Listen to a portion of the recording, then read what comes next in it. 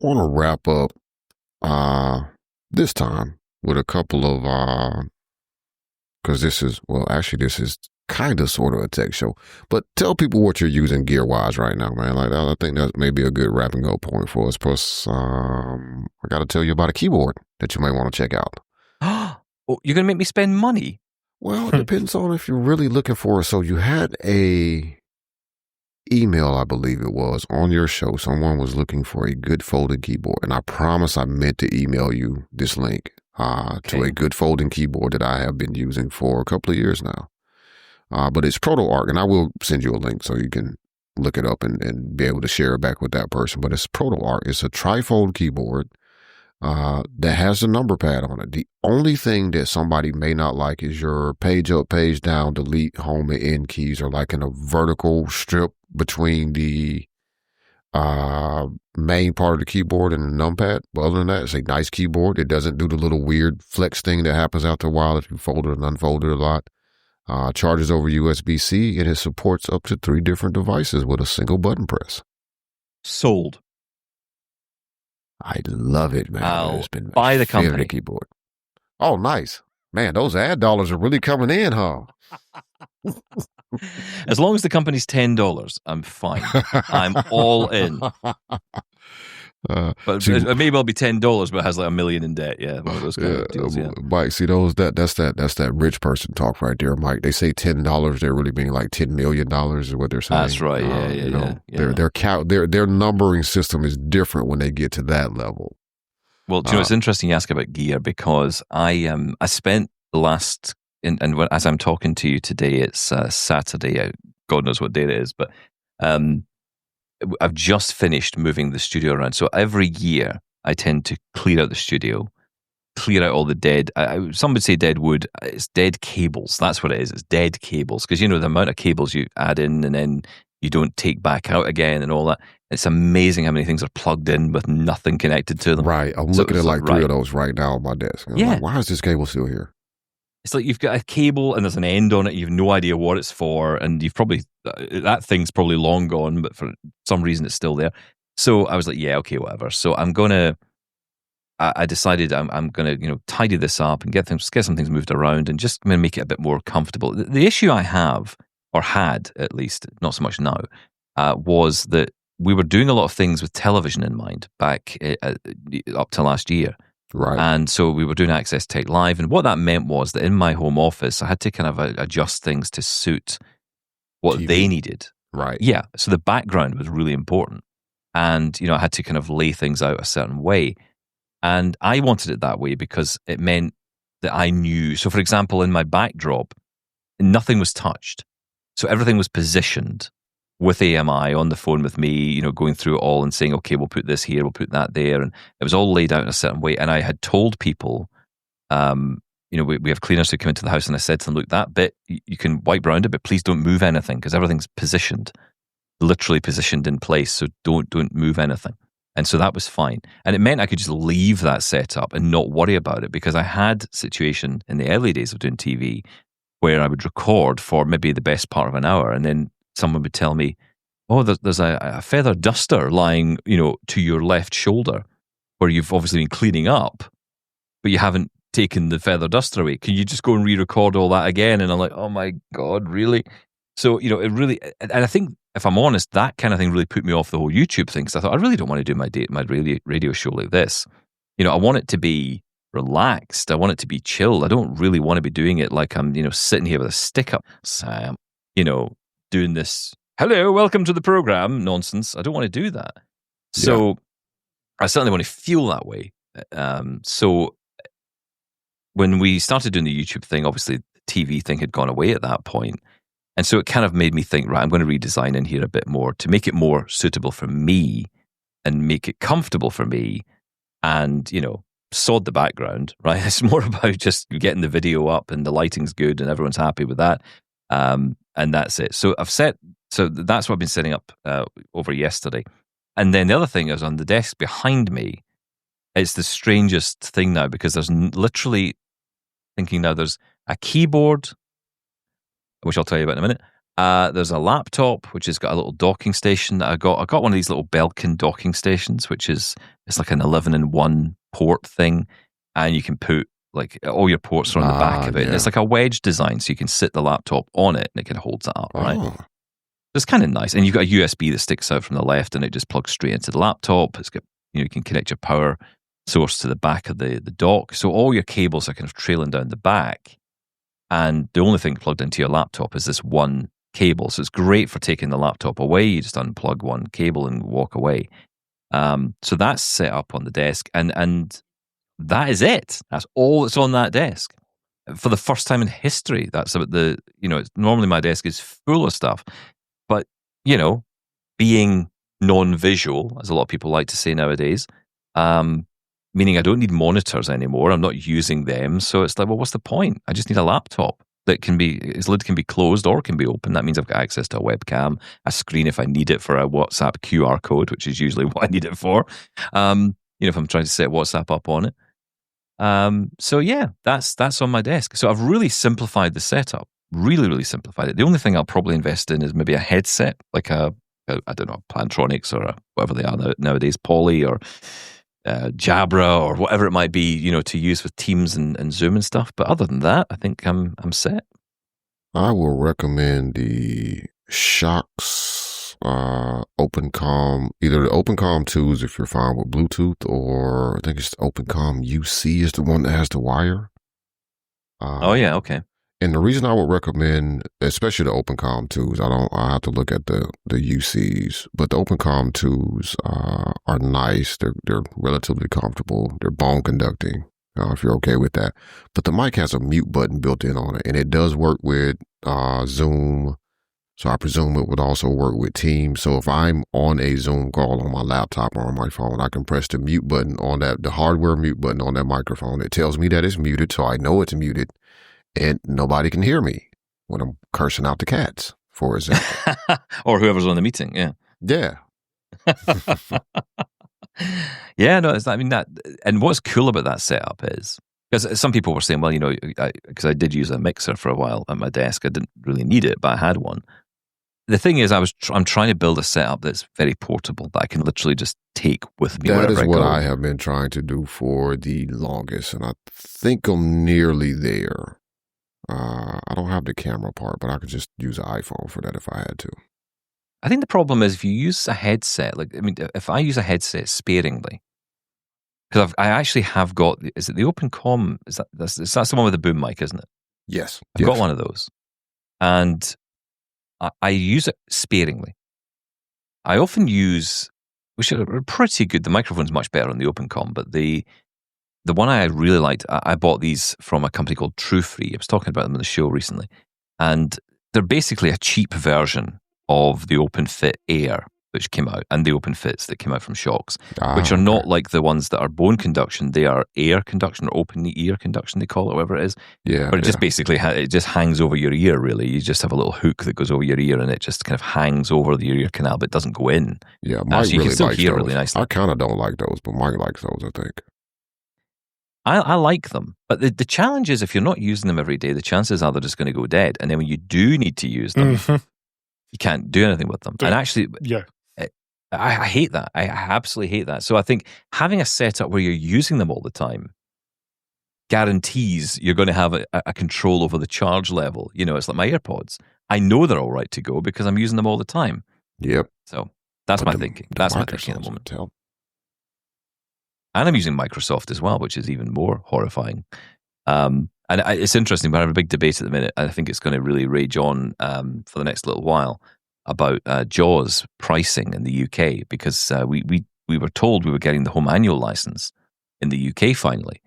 But what's arrived is not that, or if it is, it's not that price. In fact, the price is pretty horrific. The home annual is now £420 for JAWS, and and that's actually on par with what you pay. I think the rehab licenses, they call it home. They're going to have to rename it in JAWS in the US, but they call it JAWS Home, but it's not really home. It's more for people who I think are in rehab or oriented. They did explain it to me. I don't fully get it, but it's not for people who would be like myself, for me, the option would be a home annual license in America, which is, I think, $120. The price has all changed, but it's like $100 somewhere down. dollars. Yeah, that's what I was thinking about. Like that price is kind of like $120 somewhere in there. Mike, that sound kind of right to you where that still is? Yeah. Yeah, there was some changes in it recently, but I think of course they had to increase the price because of tariffs, man. Yeah. I mean, tariffs, because those bits coming across the ocean really cost. I was going to say, they're charging you on megabits now. But yeah, so we didn't get the license. We didn't get that license. So I don't really understand it, but we're essentially now having this new home license, which which is a subscription. You've got to subscribe to it, and there's really no way around it. You have to subscribe if you want to continue using JAWS, and that is going to be the £420 per year, which I've got to say is there's no monthly payment options, so you got to stump up the cash now. And so for a lot of people, I think there's going to be a lot of debate now around whether or not for home users this is going to be something that they're going to consider. Yeah, do you know what? I kind of feel I'm there now. Well, let's not push it. But I think an element of control. I was just saying that for Mike's benefit because he was going to throw it up there. But yeah, NVDA, man, like for the interests of balance, yeah, let's say narrator, but secretly, yeah, just go and download NVDA. But no, I mean, it is going to drive a lot of people towards NVDA. I genuinely believe that to be true. Now, so for us, it's getting to the stage where the options are a lot of money per year or NVDA. And I think it is going to have a hit on people who are going to want to have it different in workplaces, I imagine. Obviously, workplaces might be willing to pay, and there are schemes for that. So, less of a problem perhaps, but it's the home users I'm slightly concerned about. But yeah, I don't know if I'd be upgrading. I'll tell you that. Yeah, that's why I donate money to NVDA.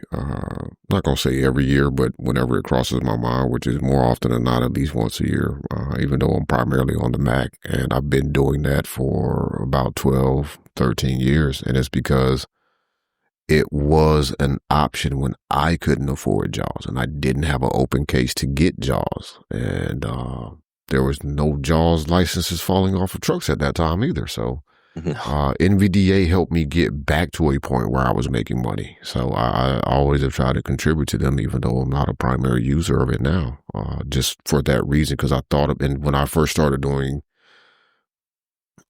technology instruction and teaching people how to use JAWS and Windows and other screen readers on Windows, because System Access was still out back then too, which was also more affordable for a lot of people because they had a monthly payment plan. You see, the problem is, though, that there's an issue for me in this, which is people often say, well, at work, you've got to have JAWS. You've got to have JAWS. And okay, well, maybe that is the case or was the case. I don't know if it still is as much the case. See, I don't know if that's still the case as much myself either. It's kind of how I feel. But I guess people would know better than I would because I don't do those kind of jobs. But the issue for me is more about there's a point we get comfortable, right? I mean, if I was like someone decides they have a PC at work they use every day, but when they go home, they really don't want to have a PC experience and they've always wanted a MacBook, so they go buy a MacBook. That's great. That's the joy of choice, okay? But if I'm in a position where I'm told that actually when I'm coming home, the screen reader I'm using is so expensive I can't afford really to use it, I'm going to have to switch to something else, then that means I'm now straddling two screen readers, remembering the commands, remembering the ways that they do things differently. Oh, that feature's on here, it's not on there. Or that's not, oh yeah, that's a JAWS thing, that's not that. I just want to use one screen reader. That's one thing about VoiceOver on the Mac. We love it, we hate it, but you know what? It's consistent in the sense of whenever you pick up a Mac, you can figure out how to use it very quickly. Yep. You don't have to say, well, I'll go get this other thing that'll make it even better, or if I spend more money. I mean, some argue I know there's been an argument for a long time. It would be great if there were third-party screen readers. Maybe they're just not profitable. Maybe they're not profitable enough. And it's such a difficult business because, think about the amount of, it amazes me. It absolutely blows my mind that NVDA exists. When you think about the amount of work that is involved in keeping that running, they are almost running, not an operating system, obviously, but they're running the capability to work alongside an ever-changing operating system. It just, throws out yet another update that changes something else, or here's a whole new bunch of features. And they have to keep up with it. And they do it so well. It blows my mind that that's a free open source project. That is one of the things that makes the internet great, right? Look at the world we live in, and there are certainly terrible things and awful things that happen, but you look at something like NVDA, and it's amazing that it's still here, like you said, and they're able to keep up. Like, they keep up relative, and I think now they even seem to be keeping up even faster when there are updates. Seen a few times where I think they may have had feature support before JAWS did. Uh-huh. And it's not to dunk on JAWS or Vespero. I mean, look, God, I'm dunking on them all day have... simply because I always have felt like they never, for all these years, they never, and again, it's a great program, and for sure there was a time, I'm not sure, and Mike may be able to actually speak to this a little better than, most certainly better than I can, but my issue with JAWS always has been that it was so expensive, and they did not seem interested for so long in offering a solution for people who were at home, who they were trained on JAWS, or they learned JAWS because of their job, or this is what they had in school. Well, that was my point. Whatever, yeah. Right? Like that's always been my problem with them. And I will dunk on them all day long for that, because that is something I felt like they could have adjusted for well before now. But I'm going to put the question to Michael. Michael, you are a JAWS user primarily. Yep. But I do know that you have dabbled with NVDA recently. Is there anything that you know of for certain that, not from outside of the lack of, experience with NVDA, is there anything that still requires JAWS in Windows that NVDA doesn't do? No. I get better productivity I get better productivity tools with like tool add-ons like Lisi and stuff like that with JAWS. And that, even though it's an additional paid script, is very helpful. But honestly, I'm sitting here vibe coding with VS Code. There's no reason I couldn't vibe code some Python add-ons to NVDA to give me the actual features that I need from Lisi, or that I use from Lisi, because I don't use every single little feature, and that could be a solution as well. Yeah. And I think the reason Lisi exists is because it's something that Brian Hartgen created. And of course, he's always been a JAWS guy. So that's where he's comfortable at. So it makes sense. He's been scripting JAWS for years. Yeah. I mean, I do get nervous. I will say I get nervous at times when I think about the long-term prospects for all these projects. A lot of this stuff is kind of hinging on goodwill and, individuals. People not getting hit by buses. Yeah, I mean, I kind of feel there's a little bit of what we're going to call in the future the AppleVis effect. When, we saw what happened with AppleVis, this individual who, clearly was doing an amazing job had decided, I can't do this anymore. I'm going to move on. And I didn't know the guy. I'd never spoken to him, but, from what I understood, he was very, and rightly so, was very passionate and believed in what he was doing and didn't want to continue it. But of course, it had built to such a point where it kind of transcended him. It really, it was all about the community. It needed to be there. It was an essential resource. I'm not going to say Double Tap is that. I don't think it is. But I think part of me does think, I have to think at the moment, and I do think now, about the legacy of it. What am I doing with this show? Because if I die tomorrow, does the show die with it? Should it die tomorrow? Maybe that's the best thing. No, or should it continue? Well, there you go. We'll there you go. Problem solved. And I'll put on a fake Scottish accent and everything. I'd love to hear that. I don't want to be dead. I want to hear that. Maybe let's do it before I'm dead. But I think you have to think a little bit about that, because the legacy is important. And I worry that a lot of these projects and things come along, and because they're individuals, and Vespero is one example where I think I have a bit more confidence because it's a big company and they've been around, and so I feel there's a sense of comfort in more that, stability there than there is with something, because NVDA could go away just because, if either one of those guys, takes ill, for example, like development could slow down. There's a lot of community around it. I get where you're coming from, and I've had to think about this when it comes to a lot of things. I think for something like Double Tap and podcasts in general, what you've built with Double Tap specifically, and I think the conversations that happen on Double Tap, the pulling back of the curtain into, your thoughts as blind individuals in living life, not just, the technology parts of it, because it is a tech show. But Honesty. The actual conversations that happen, those will still exist because it's audio recordings. Like I look at that the way I look at like the music of a Prince, right? I can still go listen to Prince's music. I won't ever hear anything new from Prince, but I can still go hear Prince's music.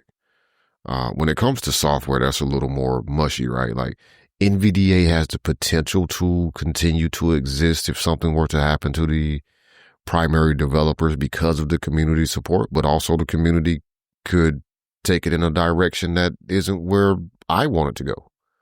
It could be more poorly managed by someone else than it is being managed right now at the moment.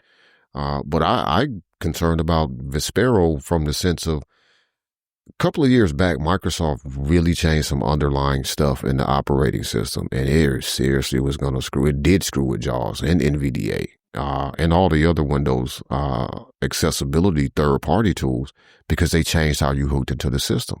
They could make a unilateral decision at some point to decide, hey, we're going to change APIs or we're going to turn off this API because XYZ reasons, tariffs, we're going to turn it off. And poof, there goes a whole industry, right? Which is why I think we don't see as much effort towards making something on the Mac because Apple will absolutely turn off some stuff real quick and just be like, hey, it's done. It no longer exists, can't use it anymore. I think Microsoft just needs to buy JAWS. Well, I think that too. I kind of think, would that not make total sense? I mean, I almost feel like writing to Jenny LaFleur and saying, you've probably been asked this a million times, but don't you think you should just buy JAWS? Just buy the team and speed up the incorporation of those features to just being built into the operating system, which again, I think would be optimal for everybody, right? If they had the built-in, if their magnification and screen reader tools, accessibility tools were built in natively and were the best they could be, like, can you imagine? That levels Windows out so much, right? That smooths out a lot of issues for a lot of people. And you know what? If they want to, I mean, I think a lot of people would get annoyed by this, but I think they should, if they did, they should just call it narrator, just to mess with everyone. Because wouldn't it be amazing in 5 years if you were talking about narrator like it was the greatest thing on the planet? That's right? What they should do. I couldn't live without narrator. No one says that right now. No one. I mean, listen, I could not live without narrator because it's how I get NVDA downloaded on my computer. It's the best screen reader to download other screen readers. Yeah, just like Edge is the best browser to download Chrome. Yeah. That's so true. I know. It's just hilarious, isn't it? But it's so funny how these things develop and how technology has evolved to a point where we're so reliant on it and it's so vital. But in the blind community, there's a lot of the stuff that we have, it's because of the niche market.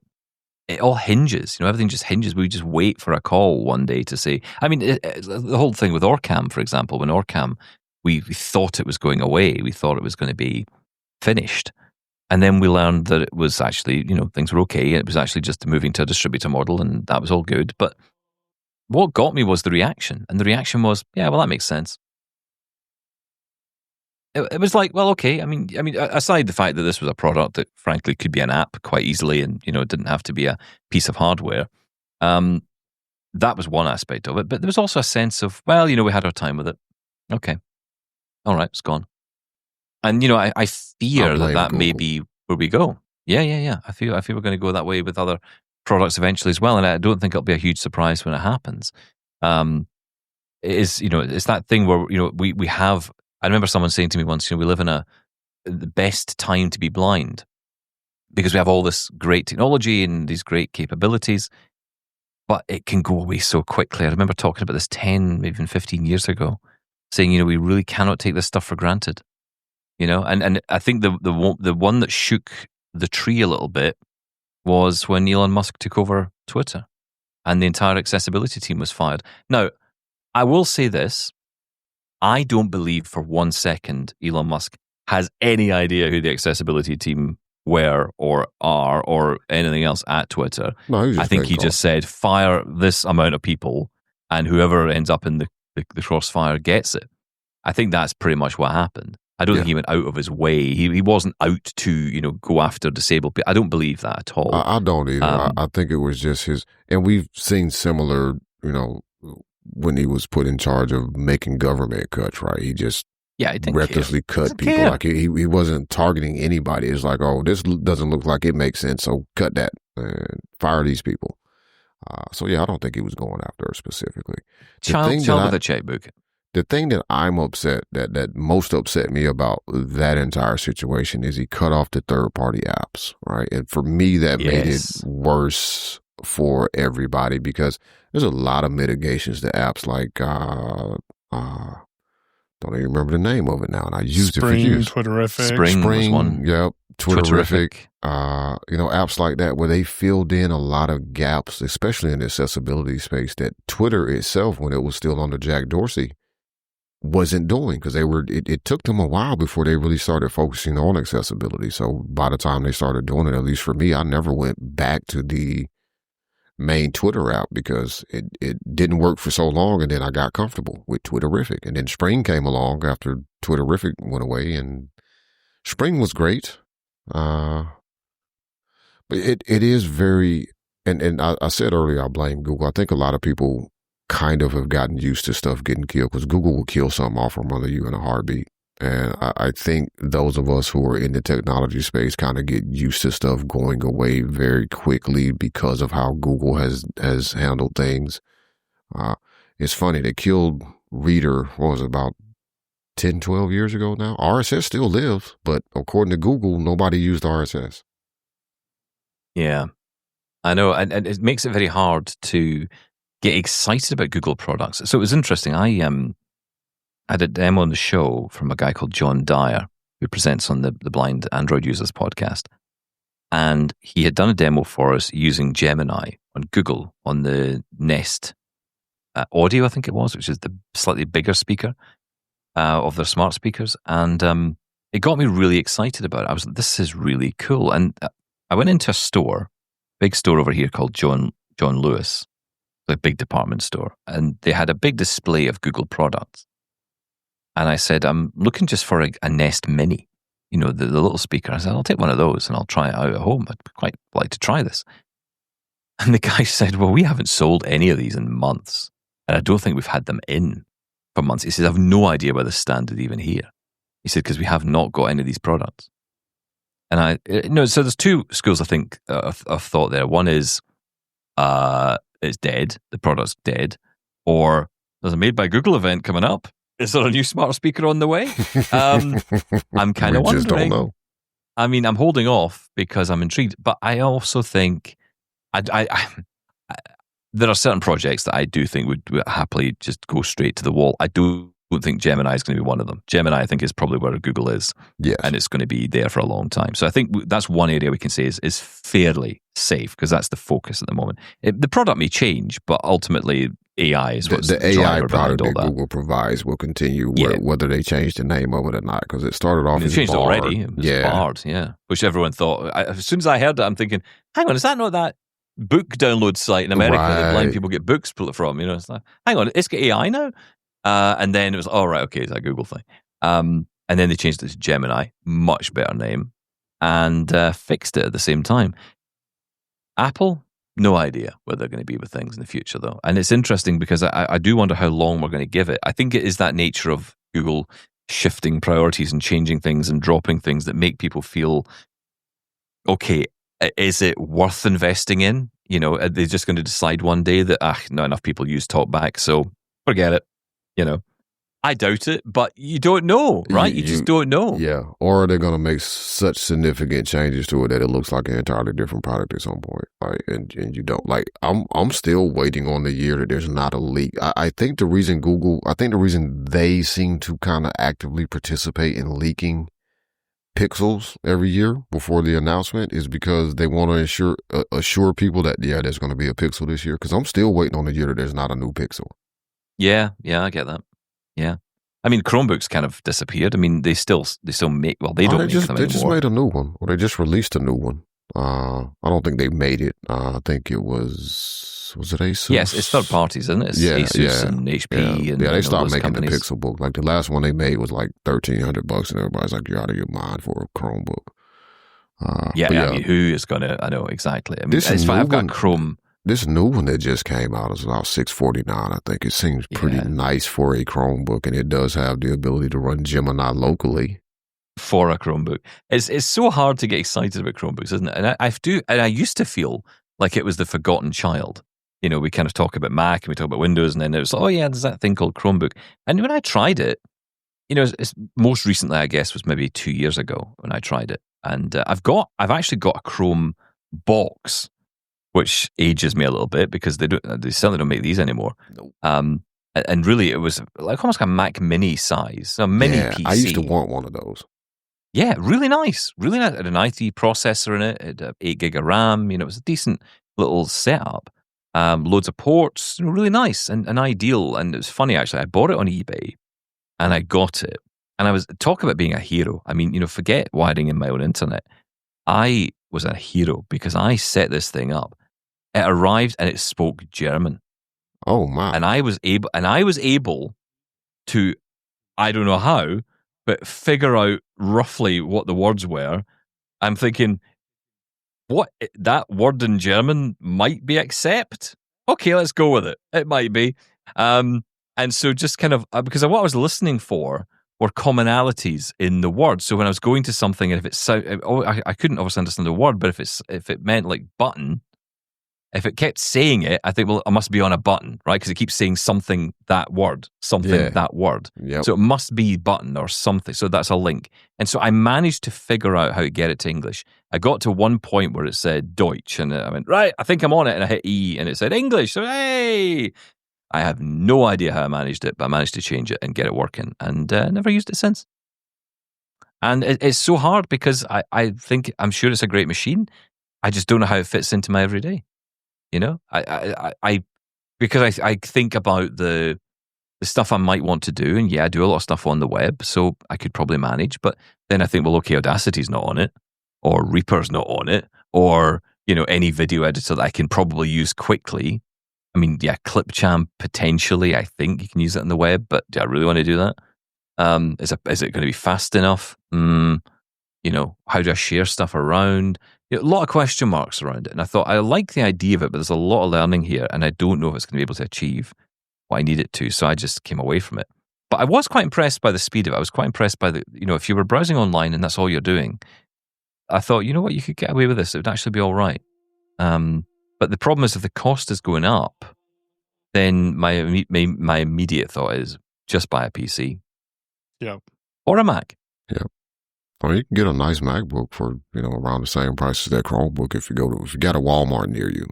They're still selling the M1. Yeah, see, I want to go to Walmart because I wanted to buy everything when I was in America last time. I kept looking out for Walmarts because I think they had at the time a deal going on the MacBook Air M1 2020 model.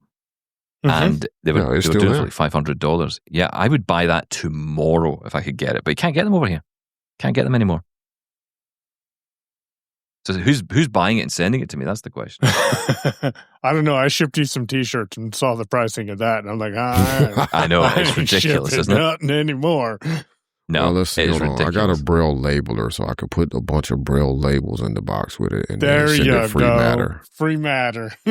Just take it out of the box, stick it in a case. Yeah. Stick some Braille on it. Stick some Braille labels on the case, yeah. Then just ship it free matter. I got you, man.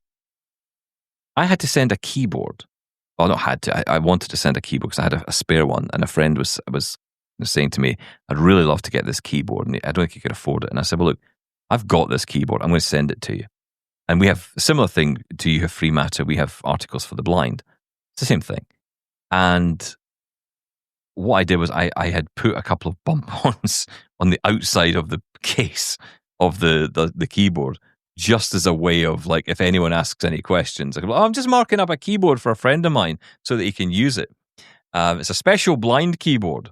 I mean, what do they know, right? I mean, there are sometimes benefits in the sighted population doing absolutely nothing. My friends My friend once was in a store, kind of like a Best Buy equivalent over here, and she was buying a printer for her husband.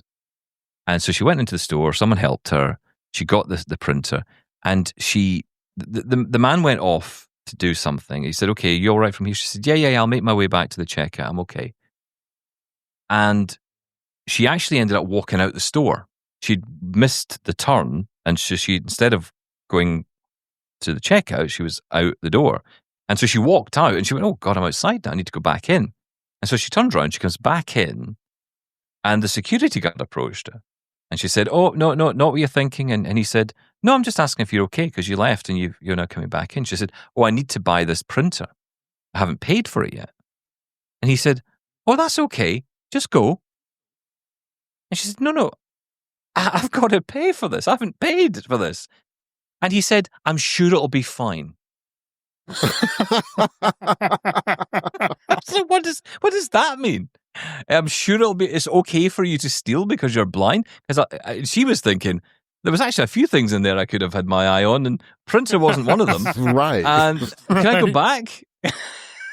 Well, I actually meant to pick up a few other things. Yeah, if you could get a basket, we'll take a trolley, we'll go around. I've got a few thoughts in mind. Maybe help me into the taxi. That'd be amazing. Thank you.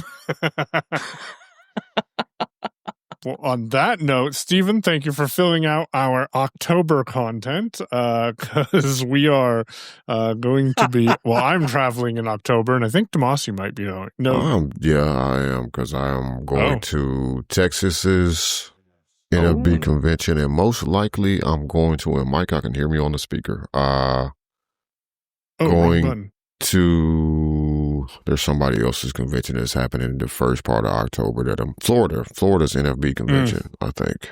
So I'm going on a cruise, so. Oh, nice. Yeah. Well, I'm glad I was able to help you literally fill the month of October with one episode. People will be able to start listening on the first. It up. Three different episodes. Right through to Halloween. Yeah, it's going to be brilliant. Yeah, man. Well, we will have you back soon, and I'll come on Double Tap. I'll let you know when my schedule frees up. I've got new employees to train. I'm trying to get all that built. I've started thinking about sounds like excuses building already. Here we go. Man. These new employees can't do anything. I'm on my way to Texas. Well, I mean, look, I can do. Florida then Texas, I think is how that's going. Florida then Texas. Oh, Mike, remember I asked, I wonder what JJ would do if it was Michigan and Colorado the same. Well, it is Michigan and Colorado the same weekend. And he's going to Colorado, isn't he? Of course. Yes. Well, to me, they're all 5 minutes from each other, but I'm absolutely certain they're not. That's just in my head. Because it's funny, someone's meeting me next week, and they're over from the States. And they're like, oh, so you're in Glasgow? And I said, yeah. They're like, well, I'll be in Edinburgh. I said, okay. He said, oh, I mean, we'll catch up next time. I said, no, that's all right. I can come over. It's only 50 minutes on the train. And he's like, but it's the other side of the country. I said, yeah, but it's a really small country. It's not New York to LA. It's, it's 50 minutes on a train. It's fine.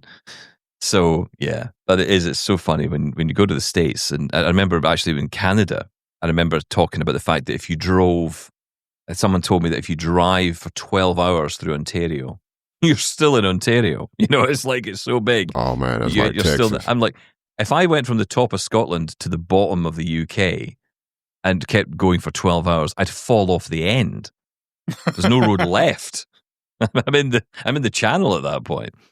But yeah, it's quite a place. But listen, guys, it's been really lovely being here. Thank you so much for inviting me on. Hey, I love coming on. Thanks for your time, man. We're gonna bring you back too. I kind of like this time for me, if it's okay with you, because it's late at night. I'm going to sleep now. Well, it's about 3 o'clock in the afternoon now, my time, so it's fine. And go to bed again. Yeah, I actually think it might be time for me to get up and go actually load some machines up for today. So let me go grab a breakfast sandwich and get on the road. Yeah. Wow, this says 165. I know that's not right, but it says 165 hours. Oh, 165 hours. Man, it's been a long night. There used to be a comedian in the UK called Ken Dodd. I say used to because he's dead now. And he, I mean, he's still here somewhere, but, buried. And he, really funny guy, but he used to do these shows and they would go on, like he would start at 7 o'clock at night and they would go on till the morning. They just didn't stop. And I feel I've become him. I just don't stop until, we used to go out in the morning, but like we would see people going off. I had friends who would actually go off to see a show. And the next morning I'd get up, we'd go for breakfast and they'd come back into the hotel and we're like, where have you been? And they're like, oh, we're at the show. It's just finished. I'm like, hang on, what? It's 8 o'clock in the morning. And he'd lock the doors so no one could get out. They weren't... No one was allowed to get out. Wow. It was a good show, don't get me wrong. It was very funny. But, they came home sore with laughter. It was that kind of setup. It was just so ridiculous. But, yeah, different times. All right. Well, we're going to plan a trip to the UK because I need to take my kids around the world to see places. So absolutely. Show them the Mallory world. was looking at traveling to Scotland, and I said, I think we could make that happen. I'd be okay with that. Yeah, we should definitely do that. I know I got a trip going to Giza because I promised my daughter I would take her to Giza by 20. I got to get it done by 2028. That's the latest I can do it. Otherwise, I have not met my promise. So she wants to see the pyramids. That's coming up pretty damn soon. Just so I know, man. Look, man, there's a stash of money slowly building that I haven't had to touch. That's gonna get us to so she can go see these damn pyramids. But I said yeah, so I got to do it. All right, everybody, that's going to conclude episode 135, which is part 3 of our conversation with Stephen Scott from Double Tap. You can check out Double Tap. They are at www.doubletaponair.com or just search for Double Tap in your podcast player or choice or on YouTube. You can follow them and subscribe to the newsletter. Subscribe to the newsletter at doubletaponair.com/subscribe. As well as check out the website for articles, episodes, and more ways to get in touch with those folks on social media. As for our social media, you can follow us. Michael is at Payon, Payown, at dragonscave.space on Mastodon. I'm on Mastodon, Damashe, Damashe, at technically.social. And a good follow would be our bot, TW, at technically.social. You can also use the hashtag technicallyworking to include and interact with us on different conversations across Mastodon. We appreciate you capitalizing the T and the W. Email us, feedback@technicallyworking.show. I think that's it. We have seen some feedback come in on the podcast side as well, so we'll be following up on that. We kind of forgot to check that. But anyway, feedback@technicallyworking.show if you want to send us email directly. Thanks to everybody who listens. We appreciate all you new listeners for sure. And special thanks and big hugs out to our tip jar supporters because we can do a lot of more things with your support. So until next time, this has been episode 135.